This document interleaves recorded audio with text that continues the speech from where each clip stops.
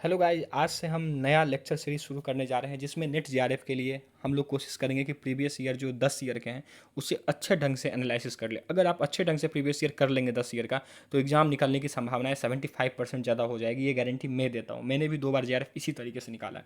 ठीक है, तो बस क्वेश्चन को देखना ही नहीं, उसको अच्छे ढंग से एनालिसिस करना है। मैं आपको आज बताऊंगा और चैनल को सब्सक्राइब कर लीजिएगा जिससे कि मुझे मोटिवेशन मिले और भी ज़्यादा वीडियो बनाने के लिए। ठीक है, तो आइए पहला क्वेश्चन को देखते हैं। In which of the following work Marx wrote the commodity form. ये एकदम इजी क्वेश्चन है। डास कैपिटल, ठीक है, दास कैपिटल में कमोडिटी फॉर्म के बारे में मार्क्स ने चर्चा किया है। अब दास कैपिटल लिखा कब गया है? 1867 में, 1867 में दास कैपिटल को लिखा गया है। ये याद रखिएगा, कभी कभी डेट पूछ देता है। ठीक है, अगला क्वेश्चन देखते हैं। आइए, every society is divided into grouping and strata with distinctive life style. Who said this? देखिए, जब पूरा इसको पढ़िएगा तो पता नहीं चलता किसने कहा, लेकिन जब लाइफ स्टाइल को पढ़िएगा तो पता चल जाएगा। लाइफ स्टाइल अगर कहीं भी लिखा है तो वो वेबर ने ही बोला है। आंख बंद करके टिक लगाइए, बिल्कुल भी नहीं सोचना ज़्यादा, ज़्यादा सोचिएगा छूट जाएगा। लाइफ स्टाइल के बारे में अगर कहीं पे दिया है तो वेबर ने लिखा है। ठीक है, आइए अगला क्वेश्चन को देखते हैं। ठीक है, अगला जो क्वेश्चन है उसे देखेंगे। Which book of Durkheim is devoted to a close and careful analysis of primitive religion. अब इससे इजी क्वेश्चन क्या होगा? प्रीमेटिव रिलीजन यहाँ पे दे दिया है, ऑप्शन को पढ़िए। मोरल एजुकेशन, ये रिलीजन से रिलेटेड है ही नहीं। The elementary form of religious life, simple सी बात है, यही होगा, बी होगा। लेकिन elementary form of religious life साथ में देखिए, थोड़ा सा ज़्यादा एनालिसिस करिए, 1912 में लिखा गया था। ठीक है, उसके बाद आप देखिएगा तो सबसे जो पहला बुक दरखाम ने लिखा था, division of labour in society लिखा था। ये भी आपको याद रख लेना है। ठीक है, सुसाइड को दरखाम ने कब लिखा था? 1897 में। लिख लीजिए ये सब जो मैं लिखा रहा हूँ। 1897 में दरखाम ने सुसाइड को लिखा था। Elementary form of religious life 1912 में। तो आंसर क्या होगा? 2। ओके, आइए अगला क्वेश्चन पे आते हैं। Who among the following sociologist wrote the book the rule of sociological method? Very easy question, इसीलिए कटअप जरा जाता है, इतना इजी क्वेश्चन पूछ देता है। इल्माइल दरखाम, इमाइल दरखाम ने लिखा कब था ये बुक को? 1895 में। ठीक है, 1895 में, 1895 में इस बुक को लिखा था। आइए अगला क्वेश्चन देखते हैं। In which year Foucault wrote his famous book the history of sexuality? सीधा डेट पूछ दिया, 1976। मैंने बोला ना, डेट बहुत इंपॉर्टेंट है, 1976। इसीलिए इग्नू आपको पढ़ना बहुत ज़रूरी है, इग्नू पढ़ना बहुत ज़रूरी। ठीक है, 1976। आइए अगला क्वेश्चन देखते हैं। Just as modernization dissolved the structure of feudal society, modernization today is dissolving industrial society and another modernity is coming into being. Who has given this statement? देखिए, इस ये जो स्टेटमेंट है आपको इसके लिए इग्नू पढ़ना पड़ेगा, उसमें दिया हुआ है ये स्टेटमेंट। ठीक है, इग्नू में ये बेक का स्टेटमेंट है। ठीक है, बेक का स्टेटमेंट है ये, कोई दिक्कत नहीं। आइए अगला क्वेश्चन देखते हैं। The concept of timeless time was given by. Timeless time का कंसेप्ट किसने दिया है? ठीक है, टाइमलेस टाइम का कंसेप्ट किसने दिया है ये आप बताइए। ये जो कंसेप्ट है मैनुअल कैसल का। ठीक है, मैनुअल कैसल का कंसेप्ट है। साथ ही साथ मैं आपको और भी कुछ बता देता हूँ। पूछेगा आपको टाइम स्पेस सेपरेशन किसका है? ठीक है, टाइम स्पेस सेपरेशन जो है वो गिडेन का है। टाइमलेस टाइम किसका है? कैसल का। टाइम स्पेस सेपरेशन जो है गिडेन का है। Dis embedding of social system भी गिडेन का है। ठीक है, गिडेन क्या करते हैं ना, ये मॉडर्न वर्ल्ड को जगरनॉट बोलते हैं। गिडेन जो है मॉडर्न वर्ल्ड को जगरनॉट बोलते हैं। ठीक है, ये भी आपको याद रखना है। ठीक है, और टाइमलेस टाइम कैसल का है, कोई दिक्कत नहीं। अगला देखते हैं question. Who has given the concept of time space distinction? देखिए, टाइम स्पेस डिस्टिंक्शन मैंने अभी बताया कि टाइम स्पेस सेपरेशन के बारे में गिडेन बोलते हैं। तो टाइम स्पेस डिस्टिंक्शन किनका है? एंटनी गिडेन का है। ठीक है, ये इग्नू से डायरेक्ट पूछा गया है। अगला देखिए, अगला question. Functional approach is in sociology appeared as reaction against. ऐसे बोलता है फंक्शनल जो थ्योरी था वो किस थ्योरी के अगेंस्ट आया था? सिंपल सी बात है, सबसे जो पहला जो थ्योरिस्ट है, जो शुरू शुरू में जो थ्योरिस्ट होते थे सोशियोलॉजी के, चाहे वो अगस्त कॉम्ट हो जाए, मार्क्स हो जाए, या फिर दरखाइम हो जाए, वो इवोल्यूशनरी थे। तो इवोल्यूशनरी के बाद ही आपका फंक्शनल थ्योरी आया है। इवोल्यूशनरी में मैं आपको एक एग्जांपल दे देता हूँ। उसे दरखाइम क्या बोलते थे कि सोसाइटी मैकेनिकल से ऑर्गेनिक हो गया है। मैकेनिकल में क्या था? सोसाइटी मैकेनिकल जो था ओल्ड सोसाइटी था, ऑर्गेनिक जो है ये न्यू सोसाइटी है। ठीक है, तो सोसाइटी मैकेनिकल से ऑर्गेनिक हो गया है। आइए अगला देखते हैं। Which among the following studies is the best example of comparative method? Comparative method ये तो लिटरेचर से है। सुसाइड को आप लिटरेचर इसके लिए पढ़ना होगा। सुसाइड जो है कंपेरेटिव मेथड से कंपैरेटिव मेथड स्टडी है, ठीक है। सुसाइड एक कंपैरेटिव मेथड भी है, क्वांटिटेटिव स्टडी भी है। सुसाइड के लिए जब स्टडी कर रहे थे मार्क्स, तो बहुत सारे जगह को कंपेयर किए थे कि यहाँ पे कम सुसाइड क्यों होता है, या फिर मैरिज वाले लोग कम सुसाइड क्यों करते हैं, सिंगल लोग सुसाइड क्यों कर रहे हैं ज़्यादा। तो ये सब कंपैरेटिव स्टडी में आ जाता है, ठीक है। तो आपका आंसर क्या हो जाएगा? 3। आइए अगला देखते हैं फिर। One of the main characteristic of theory in modern science is, देखिए इसमें क्या है ना, एग्जाम के टाइम में आपको ये एनालिसिस करके ही बनाना होगा, पढ़ के नहीं जा सकते हैं। पहला को पढ़िए, a theory is considered as final explanation. देखिए मॉडर्न साइंस में जब हम फाइनल एक्सप्लेनेशन थ्योरी को कर देंगे तो मॉडर्न साइंस किस तरीके का, ये तो गलती हो जाएगा, पहला गलत है। A theory is always held with some tentativeness. इसको देखते हैं। टेंटेटिवनेस का मतलब क्या होता है कि अभी यह पूर्ण नहीं है, अस्थाई है, ठीक है। A theory is just a hypothesis, ये भी नहीं होगा। ए theory is a descriptive of facts, ये भी नहीं होगा। आंसर क्या होगा? बी होगा। जब हम अस्थाई लेते हैं थ्योरी को तो क्या करते हैं ना कि उसमें हम बाद में सुधार कर सकते हैं, ठीक है। पहले हम कुछ मान लेते हैं, फिर उसको अस्थाई करते हैं प्रूव करने के बाद। तो ये मॉडर्न साइंस इसी से होगा, तो आंसर बी होगा, ठीक है।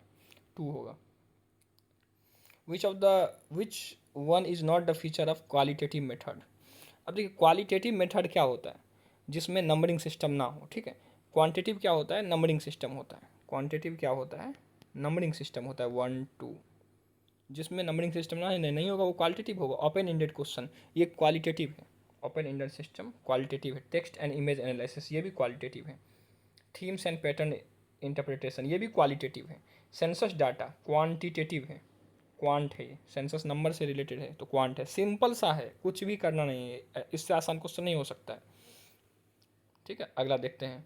Which is not a study design. अरे सिंपल सी बात है, तीनों को पढ़िए। Cross sectional, interview, cross cultural, longitudinal. इसमें इंटरव्यू ही आपको नहीं दिख रहा है जो कि स्टडी डिजाइन। इंटरव्यू आंसर होगा, और क्या होगा। आइए अगला देखते हैं। Which can not be considered as qualitative audio visual digital method. अब ऑप्शन को पढ़िए, ये अगर नहीं आ रहा है तो फिर दिक्कत है आपके ग्रेजुएशन में ही, आपके बेसिक में दिक्कत है फिर। देखिए ऑडियो ऑडियो विजुअल ये क्या नहीं है इसमें से। फिल्म ऑडियो विजुअल में से आता है। न्यूज़पेपर ऑडियो विजुअल नहीं है भाई, ये ऑडियो विजुअल कहाँ है? ये तो आप पढ़ते हैं, रीडिंग है। फोटोग्राफ विजुअल है, कंप्यूटर मैसेज दोनों ऑडियो विजुअल है। तो आंसर क्या होगा? न्यूज़पेपर, ठीक है। अगला क्वेश्चन को आइए देखते हैं। अगला क्वेश्चन कौन सा है? Who is associated with naturism. Naturism से यहाँ पे रिलेटेड कौन से हैं, ठीक है। इसका आंसर हो जाएगा मैक्स मूलर, ठीक है। नेचुरिज्म से रिलेटेड कौन से हैं? मैक्स मूलर हैं। साथ ही साथ मैं आपको और भी कुछ चाहता हूँ इससे बता दूँ। एनीमेटिज्म से कौन रिलेटेड होंगे? देखिए इस बार तो नेचुरिज्म पूछ दिया, फिर एनीमेटिज्म अगर पूछ देगा तो आर मेरिट होंगे, ठीक है।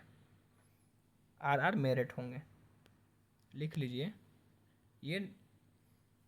ये किससे होंगे? एनिमेटिज्म से होंगे, ठीक है। अब इसी तरीके से एनिमिज्म आपको अगर पूछ देगा, एनिमिज्म, ठीक है। एनिमिज्म देखिए, एनिमिज्म इससे कौन रिलेटेड हो जाएंगे? ईबी टेलर, ईबी टेलर, ठीक है। टेलर।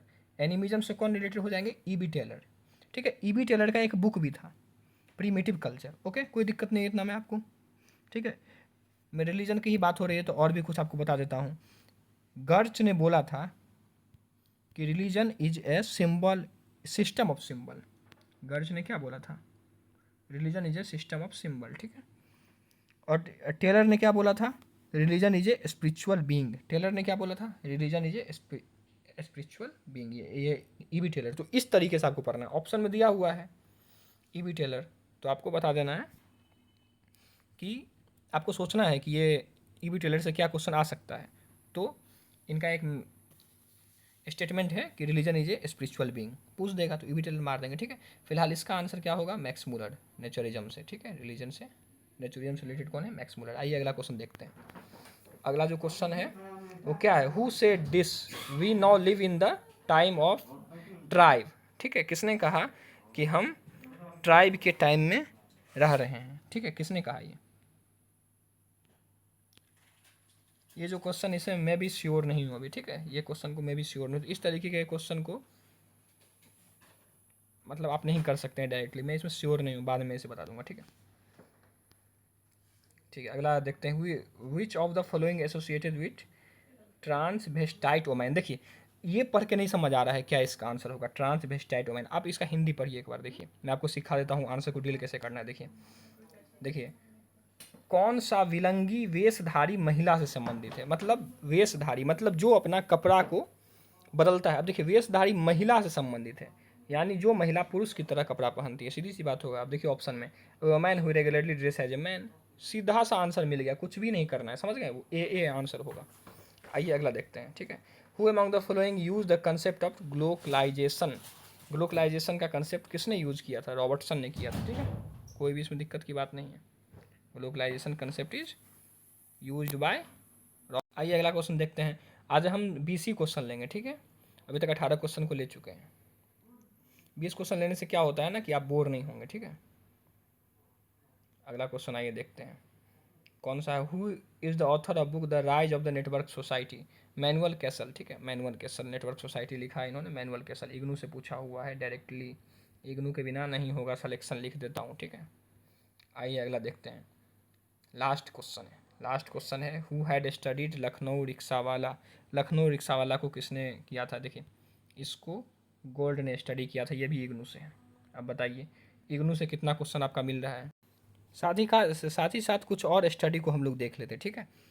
देखिए FG वैले ने BC पारा विलेज में स्टडी किया था, FG वैले ने, ठीक है। जैसे आप देख रहे हैं लखनऊ रिक्शावाला में किसने किया था? गॉड ने। इसी तरीके से FG वैले ने उड़ीसा में किया था, FG वैले ने उड़ीसा में स्टडी किया था, ठीक है। इसी तरीके से आप देखिएगा मैकियम मैरिट ने किशनगढ़ी विलेज में स्टडी किया था, तो मैकियम मैरिट किशनगढ़ी में। आज हम 20 क्वेश्चन को रहने देते हैं, अच्छे ढंग से एनालिसिस करेंगे तो 20-30 क्वेश्चन काफ़ी हो जाएगा। साथ ही साथ आप लोग सब्सक्राइब कर दीजिए, जिससे मैं ज़्यादा से ज़्यादा क्वेश्चन को ला सकूँ आप लोगों के लिए। Thank you for watching this video.